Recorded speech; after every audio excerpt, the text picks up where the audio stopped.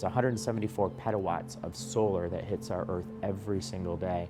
It's just an amazing amount of power, and this is one way to start harnessing some of that power and use it for transportation. I'm Mike Tinsky, and I'm the Director of Vehicle Electrification and Infrastructure at Ford Motor Company. Solar, which is, we call it PV or photovoltaic, has not only increased in its efficiency, but it's now gotten to a point where it's beginning to show economic viability, that we can actually power our vehicles, our plug-in hybrids like the C-Max Energi, on solar. In this particular case, we've taken about 1.5 square meters of solar PV and put it on top of our C-Max Energi, and it's called the C-Max Solar Energi concept.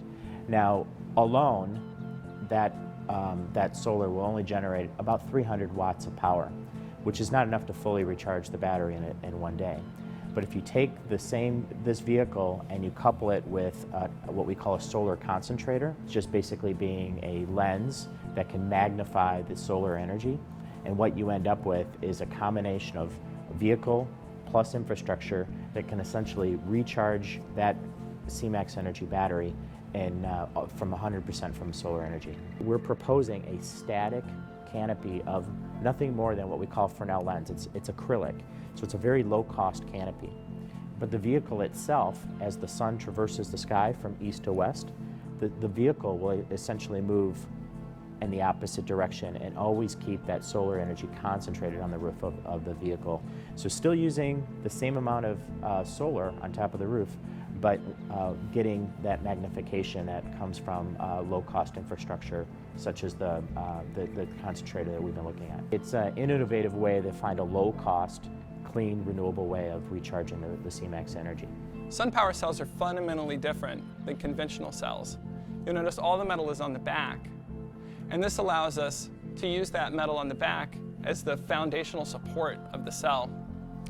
It means we can also make the silicon much thinner, meaning that it is actually allowed to flex a little bit. And as you can see, we've got a curved glass surface we've got to match up to here. So the ability to bend is very good. Additionally, we have much higher power density than conventional cells. So that means out of the same space-constrained area, we can actually harvest 50% more energy than conventional cells could. I'm actually quite excited to work on this project because when I was a kid, all we would ever see when you mixed solar and cars was these small, very impractical cars that flew across the Australian desert.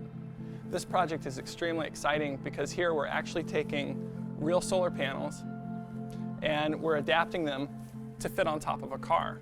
But it's not a lightweight car that's going to fly across the Australian outback. It's an everyday car that we could expect to see in the cities and on the highways. This solution, where you couple the infrastructure with the solar on the vehicle, essentially isn't reliant on a grid anymore. And so if you're in an area that doesn't have electricity either provided or a very unreliable source of electricity, this concept will still work. It's a freestanding concept. At Ford, we're really concerned about the environment. We're really concerned about sustainability, and this is a concept that could really improve that.